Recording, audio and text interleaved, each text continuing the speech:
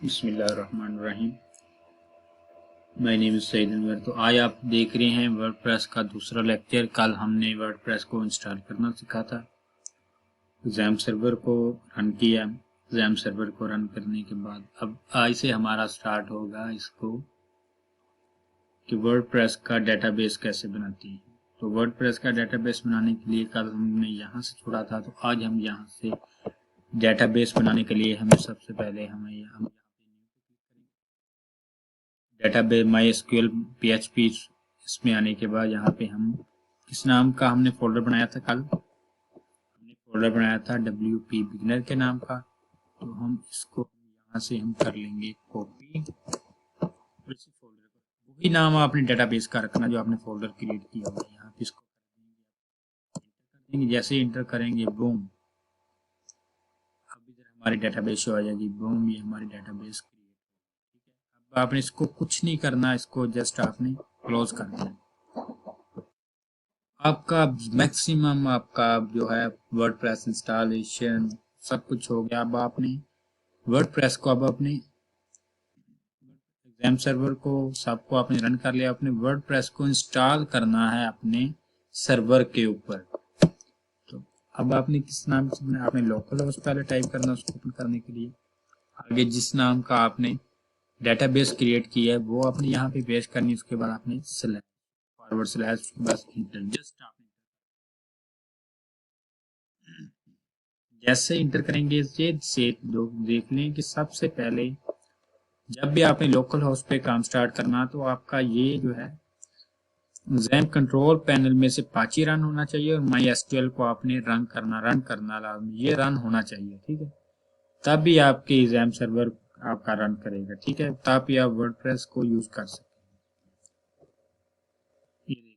आपका ज़ैम सर्वर या वर्डप्रेस का अब आपका यहाँ पे जैसे ही आप ओपन करेंगे WP बिगिनर को, आपकी वर्डप्रेस आपने अब आपको इसमें अब आपको वर्डप्रेस इंस्टॉल करनी है। वर्डप्रेस इंस्टॉल करने के लिए सबसे पहले आपको पूछेगा कि आपने कौन सी लैंग्वेज इस्तेमाल करनी है। अरबिक करनी है, जो भी आप करना चाह रहे हैं, लेकिन प्रेफर ये है कि जब हम यूनाइटेड स्टेट वाली इंग्लिश ही यूज करते हैं तो उसको क्लिक करके कंटिन्यू कर देंगे। कंटिन्यू करने के बाद अब आपने यहाँ से लेट्स गो कर देना है, कुछ नहीं करना। ये आपको इंस्ट्रक्शन दी गई है, इस इंस्ट्रक्शन को अगर रीड करना चाहो तो रीड कर लो। यहाँ पे आपने जो आपने डेटाबेस का नाम रखा था वही नाम आपने यहाँ पे रखना है। इसके बाद ये यूजर नेम है, इसको आपने रिप्लेस करना है रूट के नाम से, ठीक है। ज़ैम सर्वर पे ये रूट के नाम से रिप्लेस होगा। अगर रूट के नाम से आप ना रिप्लेस करेंगे तो ये आपको रन नहीं करेगा। उसके बाद पासवर्ड वगैरह यहाँ पे आपको ज़ैम सर्वर में लोकल होस्ट में रहते हुए कोई ज़रूरत नहीं पड़ेगी, ठीक है। बाकी आपने सेटिंग सारी डिफॉल्ट रहने देनी। डेटाबेस होस्ट आपने लोकल होस्ट ही रहने देना, इसको डिफॉल्ट ही रहने देना। सबमिट कर देना। सबमिट करने के बाद आपने वर्डप्रेस को इंस्टॉलेशन रन कर देनी इसकी।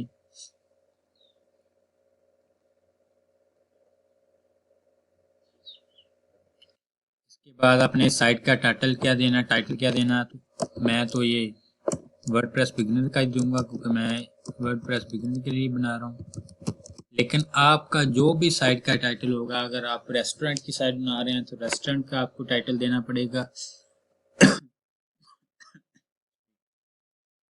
अगर आप किसी ट्रैवल वाले की ट्रैवल की साइट बना रहे हैं तो ट्रैवल को देना, ट्रैवल का आपको टाइटल देना पड़ेगा। ब्लॉग बना रहे हैं तो ब्लॉग का देना, जो भी आप साइट का नाम रखना चाहते हैं, ठीक है। यहाँ पे आपने यूजर नेम रखना है। यूजर नेम मैं एडमिन ही रखूंगा क्योंकि मैं लोकल होस्ट पे काम कर रहा हूँ। लोकल होस्ट पे इतनी ज़्यादा आपको सिक्योरिटी की ज़रूरत नहीं पड़ती क्योंकि ये आपके पीसी में रन होती है। जब ऑनलाइन जाते हैं तो उस वक्त आपको पासवर्ड यूनिक रखना पड़ता है, यूज़र नेम यूनिक रखना पड़ता है ताकि कोई भी आपके वर्डप्रेस पे लॉग इन ना हो सके, ठीक है। यूज़र नेम मैंने ये रख लिया। अब यहाँ से पासवर्ड रखूँगा। पासवर्ड मैं रख लेता हूँ वर्डप्रेस, मैं यूज़र नेम रखता हूँ वर्डप्रेस बिगिनर के नाम से, ठीक है।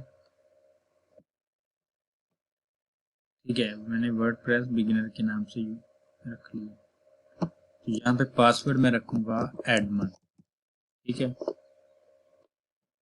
पूछ रहे हैं कि वेरी वीक पासवर्ड है, कोई बात नहीं, ओके कंटिन्यू कंफर्म कर दें। यहाँ पे ईमेल मांगेगा कि वर्डप्रेस में आपने जो ईमेल इंस्टॉल करनी है वो कौन सी करनी है, तो मैं यहाँ पे इंस्टॉल कर दूंगा wp@gmail.com। बस के बाद आपने इंस्टॉल वर्डप्रेस पे क्लिक कर।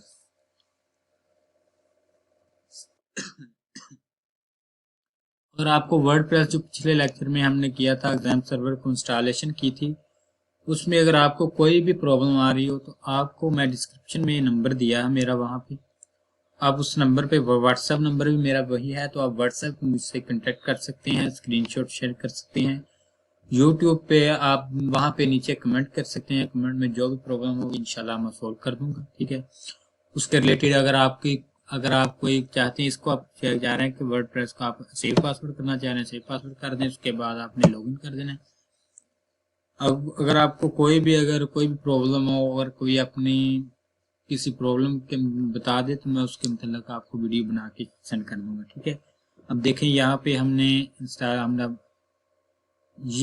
जो है ओपन करने के लिए, यानी कि वर्डप्रेस का डैशबोर्ड ओपन करने के लिए हमें लॉगिन होना पड़ेगा। लॉगिन होने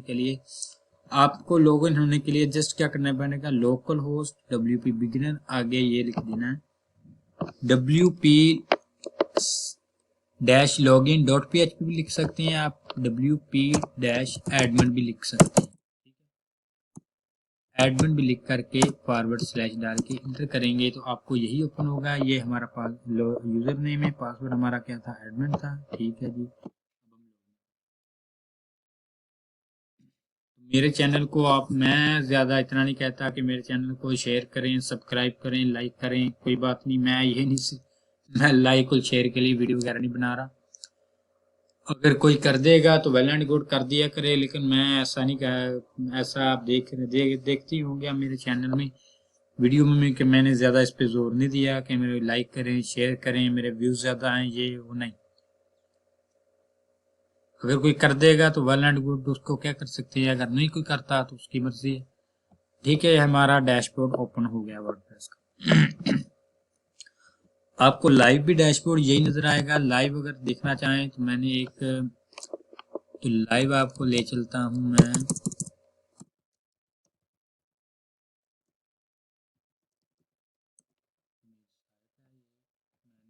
ये किसी को बना के दी थी, बनाई थी, इसको लॉगिन कर लेते हैं। यूजर नेम मैंने सेव किया हुआ है, पासवर्ड यूजर नेम, लॉगिन करने के बाद ये लाइव है, ये साइट लाइव है। ये सब डोमेन लेके दी थी, सब डोमेन ये देखिए लाइव में भी वही है, वही सेटिंग है, क्योंकि इसमें ये स्कूल मैनेजमेंट का वो प्रोजेक्ट उसको करवा रहा हूँ मैं, तो उसने ये प्लगइन इंस्टॉल किया हुआ है WP, आई थिंक वर्डप्रेस के नाम से, ये स्कूल प्रेस के नाम से इसका नाम उसने प्लगइन यूज किया हुआ है, ठीक है। लोकल होस्ट में देखें तो वहाँ भी वही है। अगर हम इसको लाइव देखना चाहें कि हमारा इस साइट का फ्रंट एंड किस तरह नजर आ रहा है, ये देखें हमारी साइट का अभी हमारे पास ये हमारी वर्डप्रेस क्रिएट हो गई है, हमने वर्डप्रेस बना ली है। तो हम जब भी वर्डप्रेस क्रिएट करते हैं तो हमें डिफ़ॉल्ट हमें थीम प्रोवाइड किया जाता है, ठीक है। जो डिफ़ॉल्ट थीम होता है वर्डप्रेस का वो प्रोवाइड किया जाता है, कुछ प्लगइन वगैरह डिफ़ॉल्ट दिए जाते हैं। उसके बाद कुछ पोस्ट ये देखें तो ये हमारे पास 3 डिफ़ॉल्ट थीम हमें दी जाती है, 2017, 2019, 2020।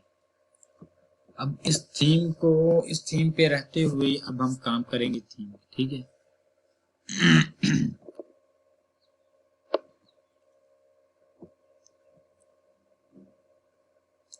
इस पे हम देखेंगे कि इसमें पेजेस वगैरह कौन से क्रिएट किए गए हैं। ये डिफ़ॉल्ट जो है इसको हम अपडेट कर लेते हैं। जो डिफ़ॉल्ट इसका होता है क्लासिक एडिटर होता है, जो जिसपे हम पेज बिल्डर होता है, क्लासिक एडिटर होता है। पेज बिल्डर बहुत सारे हैं, क्लासिक एडिटर है, WP बेकरी है, गुटनबर्ग है। अब शायद गुटनबर्ग साथ आ रहा हो, क्योंकि गुटनबर्ग भी काफ़ी ज़्यादा फैसिलिटी है, गुटनबर्ग आ रहा हो। उसके बाद एलिमेंटर जो मोस्ट इम्पोर्टेंट पेज बिल्डर है, जिसपे ऑलमोस्ट सारी साइट क्रिएट किए जा सकते हैं, अपनी मर्जी का फ्रेंडली यूजर है ये। तो मैं आपको ज़्यादातर एलिमेंटर पे ही, मैं आपको दूसरे पेज बिल्डर पे नहीं काम करवाऊंगा, ना क्लासिक एडिटर गुटेनबर्ग उसका थोड़ा बहुत बता दूंगा, लेकिन मैं आपको काम करवाऊंगा एलिमेंटर पे ही। एलिमेंटर इजी भी है और मोस्टली आपने देखा होगा कि अगर हम यहाँ से हम फाइवर पे जाएं तो फाइवर पे मोस्टली आपको गिग नजर आएंगी। फाइवर पे एलिमेंटर की बहुत सारी गिग बनी हुई, बहुत सारी, कोई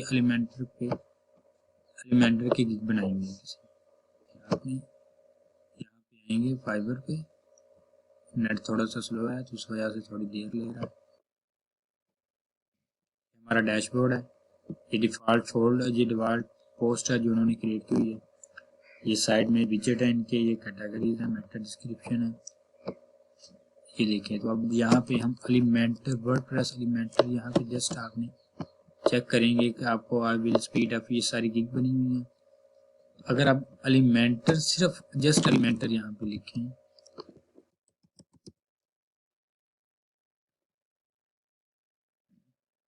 जस्ट एलिमेंटर लिखेंगे तो नीचे आएगा Elementor pro, Elementor WordPress website. आपने जस्ट एलिमेंटर पे क्लिक करके इसको सर्च करना।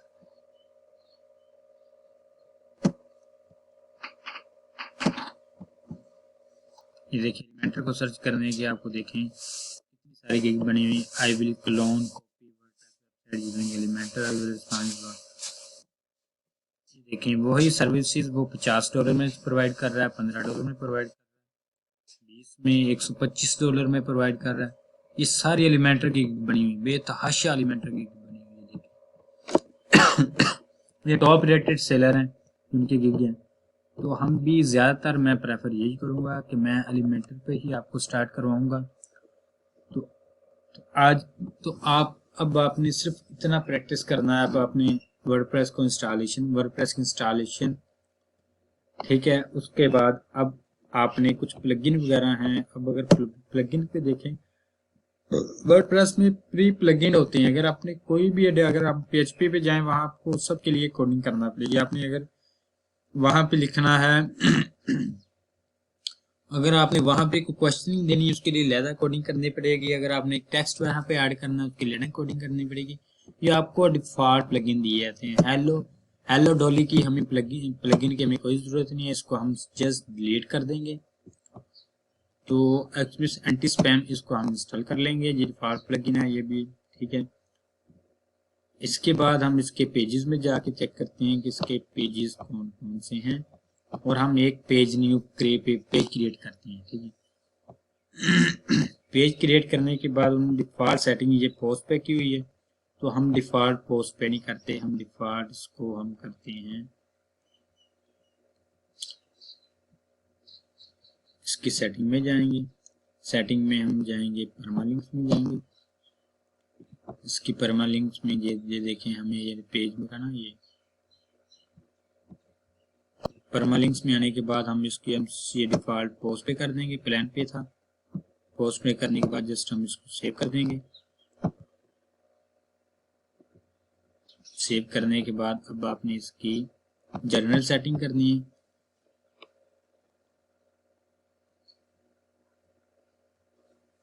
ये देखिए हमारे साइट का नाम, अगर आपने साइट का नाम WP बिगिनर, नीचे जो टैग लाइन होती है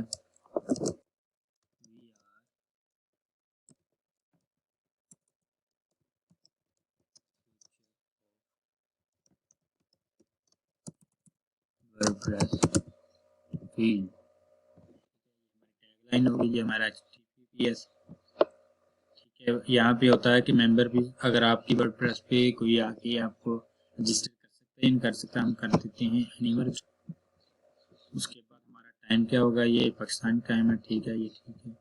इसके बाद आपने सेव चेंजेस कर देना। सेव चेंजेस करने के बाद इसके बाद अब आपने जाना है थीम पे। थीम को अब आपने कस्टमाइज करना है। थीम को कस्टमाइज का मतलब ये होता है कि हमारे